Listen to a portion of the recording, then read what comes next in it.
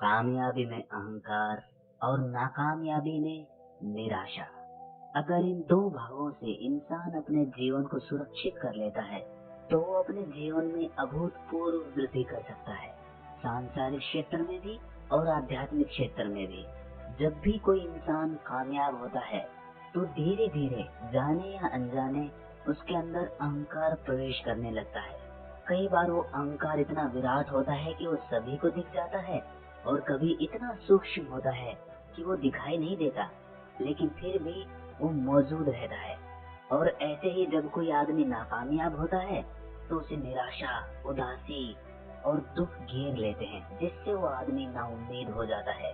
उसके पास कोई आशा की किरण नहीं होती और इसी वजह से वो नई शुरुआत करने से हिचकिचाता है। अगर कोई आपको ऐसा मंत्र मिल जाए जो कामयाबी में आपके अहंकार और नाकामयाबी में आपकी निराशा को दूर कर सके, तो आप खुद सोचिए कि क्या कोई भी बाधा आपको कामयाब होने से रोक सकती है? नहीं रोक सकती। आज की जो मैं आपको कहानी सुनाने वाला हूँ, उस कहानी में आपको एक ऐसा मंत्र मिलेगा जो इन दोनों समस्याओं का निवारण कर देगा। इससे पहले कि आप इस कहानी में खो जाएं, इस चैनल को सब्सक्राइब जरूर कर लें। तो चलिए कहानी शुरू करते हैं। एक बार की बात है, मगध राज्य का एक बहुत ही प्रसिद्ध सम्राट हुआ करता था। वो बहुत से राज्यों पर शासन करता था। बहुत ही प्रतिभाशाली सम्राट था और उनकी प्रजा उनसे बेहद खुश थी। कोई भी इंसान उनके बारे में कोई बुरी बात नहीं बोलता था। लेकिन अपनी जिम्मेदारियों का निर्वाह करते हुए सम्राट को अपने लिए कुछ समय ही नहीं मिलता था। वो हमेशा अपने राज्य की समस्याओं को सुलझाने में लगा रहता, जिससे वो अपनी आध्यात्मिक उन्नति नहीं कर पा रहा था। और वो सम्राट इस बात को लेकर परेशान था, क्योंकि कहीं ना कहीं उसे इस जीवन की निरर्थकता का आभास था। उसे पता था कि जीवन में कुछ भी कर लो, कुछ भी पाने या खोने जैसा नहीं रहता। आखिर में तो मौत सब कुछ खत्म कर देती है। इसीलिए उसने एक दिन अपने मंत्रियों और अपने राज्य के सभी विद्वानों की एक सभा बुलाई। दरबार में सब लोग बैठे हुए थे और सम्राट अपनी राजगद्दी पर बैठे हुए थे। सम्राट ने सभी को संबोधित करते हुए कहा कि सभी सभासद जरा हमारी बात पर गौर फरमाएं। देखिए, हम अपनी जिम्मेदारियां पूरे तरीके से निभा रहे हैं, लेकिन इन जिम्मेदारियों का निर्वाह करते हुए एक समस्या पैदा हो गई है। हमारे पास बिल्कुल भी वक्त नहीं बचता है कि हम शास्त्र पढ़ें, उपनिषद पढ़ें और बड़े बड़े ग्रंथ पढ़ें। मैं आप सभी विद्वानों से एक विनती करता हूँ, आप मुझे कोई एक पंक्ति का ऐसा सूत्र बता दें जिसमें सारे शास्त्र, सारे उपनिषद और सारे मोटे मोटे ग्रंथ उसमें समाहित हो जाएं, जिससे मुझे उन ग्रंथों के मूल, उन ग्रंथों के ज्ञान का भी पता चल जाए और मुझे अपना वक्त उन ग्रंथों को पढ़ने में भी ना बिताना पड़े। और जो भी विद्वान वो सूत्र मुझे बता देगा, मैं उसे मुंह मांगी कीमत दूंगा। राजा ने वो सूत्र ढूंढने के लिए अपने मंत्रियों को 1 सप्ताह का वक्त दिया। सभी मंत्री, सभी विद्वान मोटे मोटे ग्रंथ लेकर बैठ गए और उनमें से ऐसा सूत्र ढूंढने की कोशिश करने लगे जिसमें सभी ग्रंथ समाहित हो जाएं। बहुत प्रयास करने के बाद भी किसी विद्वान को ऐसा सूत्र नहीं मिला जो जीवन के सारे सार को एक पंक्ति में समेट ले। आखिरकार 1 सप्ताह के बाद निराश होकर वो सभी सम्राट को कहते हैं कि महाराज, हमने बहुत कोशिश की, सारे ग्रंथ छान मारे, सारे शास्त्र पढ़ डाले, लेकिन हमें ऐसा कोई सूत्र नहीं मिला जो एक पंक्ति में सारा सार समेट ले। आप खुद ही सोचिए कि एक पंक्ति में इतने मोटे मोटे ग्रंथ कैसे समा सकते हैं। इस पर सम्राट ने कहा कि कोई ना कोई रास्ता तो निकालना ही पड़ेगा। अगर तुमसे नहीं हो पा रहा तो किसी ऐसे आदमी के बारे में बताओ जो मेरी समस्या को हल कर सके। तभी एक मंत्री बोला कि महाराज, हमारे पड़ोसी राज्य में एक बहुत पहुंचे हुए संत रहते हैं। मैं यकीन से तो नहीं कह सकता, लेकिन शायद आपकी समस्या को वो सुलझा सकते हैं। आप एक बार उनसे भेंट जरूर करें। ये सुनकर सम्राट अगले दिन ही अपने कुछ सैनिकों और अपने घोड़ों को लेकर उस संत के पास पहुंच जाते हैं। संत के पास पहुंचकर वो उन्हें सारी समस्या बताते हैं। उसकी समस्या सुनने के बाद वो संत कहते हैं कि राजन, मेरे पास भी ऐसा कोई सूत्र तो नहीं है, ना ही मैंने कभी इसके बारे में विचार किया, लेकिन मेरे गुरु ने मुझे एक अंगूठी दी थी ये अंगूठी जो तुम मेरी उंगली में देख रहे हो, ये मेरे गुरु की भेंट की हुई है। मेरे गुरु ने इसे देते वक्त मुझसे कहा था कि इस अंगूठी के पत्थर के नीचे दो पर्चियां हैं जिनमें एक एक मंत्र लिखा हुआ है। एक पर्ची हरे रंग की है और दूसरी पर्ची नीले रंग की है। और मेरे गुरु ने ये पर्चियां मुझे देते हुए कहा था कि जब भी तुम्हारे जीवन में बुरे से बुरा समय आए, जब तुम्हें लगे कि सब कुछ खत्म हो चुका और अब तो जीने जैसा कुछ बचा ही नहीं, तब तुम उस हरी पर्ची को खोल कर देखना। उसमें तुम्हें एक ऐसा मंत्र मिलेगा जो तुम्हें उस परिस्थिति से बाहर निकाल देगा। और दूसरी पर्ची तुम तब खोलना जब तुम अपने जीवन में सब कुछ हासिल कर लो, जब तुम्हें लगे कि जीवन में मैंने सब कुछ पा लिया, अब तो पाने जैसा कुछ रहा ही नहीं, तब तुम वो नीली पर्ची खोलना। इसके बाद उस संत ने कहा कि मुझे तो अपने जीवन में इसकी जरूरत ही नहीं पड़ी, क्योंकि मेरे पास ऐसा वक्त ही नहीं आया कि मुझे ये पर्ची खोलकर देखने की जरूरत पड़े। इसीलिए ये पर्ची मैं तुम्हें भेंट कर देता हूँ। और ये कहते हुए उसने वो अंगूठी सम्राट को भेंट कर दी। सम्राट ने भी वो अंगूठी स्वीकार कर ली और अपने राज्य में वापस लौट आया। समय ऐसे ही चलता रहा। बहुत साल बीत गए। राज्य पूरी खुशहाली के साथ चल रहा था। अक्सर बीच बीच में सम्राट के मन में उस अंगूठी को देखकर एक ख्याल आता था कि एक बार खोल कर देखता हूँ कि इसमें क्या मंत्र लिखा हुआ है। लेकिन वो उस संत की बात याद करके उन पर्चियों को नहीं देखता था। वो सोचता था कि कहीं मैं अभी इनको खोल दूंगा तो इनका मंत्र निष्फल हो जाएगा। इसीलिए उसने सामान्य परिस्थितियों में उन पर्चियों को नहीं खोला। लेकिन समय की एक खासियत होती है, वो हमेशा बदलता जरूर है। और इसी तरह एक दिन उनके राज्य पर पड़ोसी राज्य के राजा ने हमला कर दिया। सम्राट ने अपने सैनिक बलों के साथ डटकर उनका मुकाबला किया, लेकिन उनकी सेना बहुत बड़ी थी, जिसकी वजह से राजा को हार का सामना करना पड़ा। हारने के बाद उसका राज्य तहस नहस हो गया। सारे घर बर्बाद हो गए और बहुत सारे सैनिक मारे गए।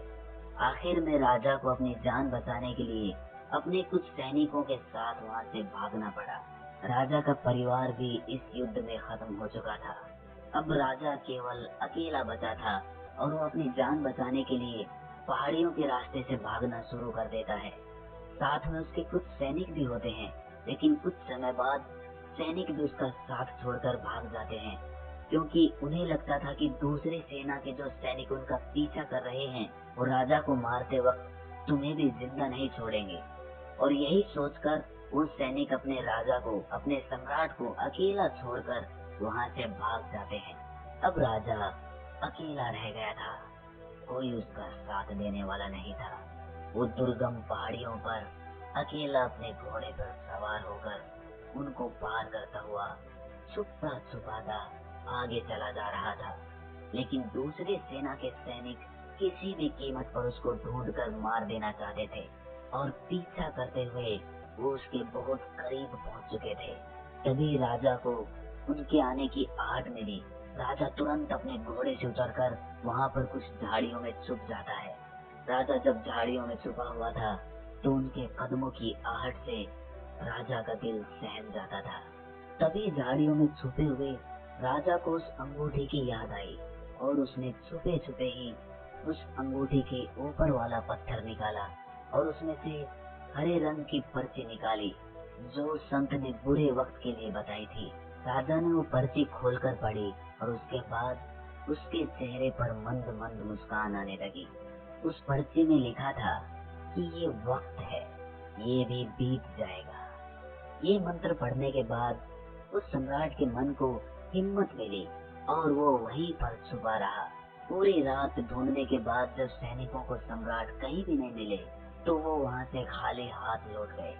इसके बाद अगले दिन सुबह सम्राट उन झाड़ियों में से निकल कर आता है। ये मंत्र उसे बहुत ही सार्थक लगा। ये वक्त है, ये भी बीत जाएगा। और इससे उसे बहुत हिम्मत मिली और उसने अपनी बची कुची टुकड़ी लेकर फिर से अपनी सेना तैयार की और कुछ समय बाद अपने पड़ोसी राज्यों से मदद लेकर उसने अपनी दुश्मन सेना पर हमला कर दिया।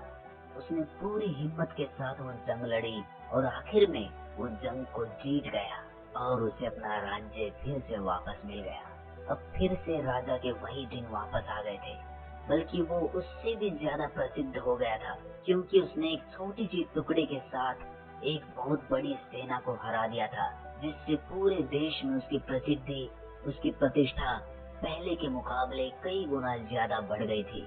और अब उस सम्राट को लगने लगा कि मैंने अपने जीवन में सब कुछ फतेह कर लिया, अब जीवन में कुछ भी पाने जैसा नहीं रहा, सब कुछ मैंने भोग कर देख लिया। तभी उसे उस अंगूठे की फिर से याद आई, और उसे याद आया कि संत ने कहा था कि इसमें जो नीली पर्ची है उसे उस वक्त खोलना जब तुम्हारे पास सब कुछ हो, जब तुम्हें किसी चीज की कोई इच्छा ना रह जाए, और जब तुम्हें लगे कि तुमने सब कुछ हासिल कर लिया हो। ये सोचकर उसने उस अंगूठी का पत्थर हटाया और वो नीले रंग की पर्ची निकाली। उसने वो पर्ची खोल कर देखी, और देखने के बाद उसके चेहरे पर उदासी छा गई। ऐसा उस पर्ची में क्या लिखा था? उस पर्ची में लिखा था कि ये भी वक्त है और ये भी बीत जाएगा। कुछ देर उदास रहने के बाद वो सम्राट बहुत जोर जोर से हंसने लगता है, क्योंकि उन पर्चियों में उसे पूरे जीवन का सार मिल गया था। सारे ग्रंथों का ज्ञान उस पर्ची में समाहित था। मंत्र एक ही था कि ये भी वक्त है, बीत जाएगा। लेकिन यही सारी किताबों का, यही सारे शास्त्रों का और यही सारा ज्ञान है जो इस एक पंक्ति में समाहित है। ये भी वक्त है, बीत जाएगा। अक्सर हम जब नाकामयाब होते हैं, जब हमारा कोई काम सफल नहीं होता, तो हमारा मन घोर निराशा से भर जाता है, हमें कोई रास्ता नजर नहीं आता। लेकिन अगर ऐसे वक्त में भी आदमी ये मंत्र याद रखे कि ये भी वक्त है, बीत जाएगा, तो वो इंसान कभी भी हिम्मत नहीं हार सकता, और ना ही उदासी उसे कभी घेर सकती है। ऐसे इंसान फिर से नई शुरुआत करते हैं और जीवन में आगे बढ़ते हुए सफलता हासिल कर लेते हैं। लेकिन सफलता हासिल करने के बाद भी उन्हें अक्सर अहंकार आ जाता है। मन अहंकार को पकड़ ही लेता है। लेकिन अगर ऐसे वक्त में भी इंसान इस मंत्र को याद रखे कि ये भी वक्त है और ये भी बीत जाएगा, तो उस इंसान को सफलता में भी अहंकार नहीं मिलेगा। और इस एक मंत्र के द्वारा इंसान अपने आप को सुख और दुख, कामयाबी और नाकामयाबी, इन दोनों चीजों के पार उतार सकता है और जीवन की निरर्थकता को समझ सकता है। आखिर में तो दोस्तों जीवन निरर्थक ही है, क्योंकि मौत सब कुछ खत्म कर देती है। आखिर में कुछ भी नहीं बचता।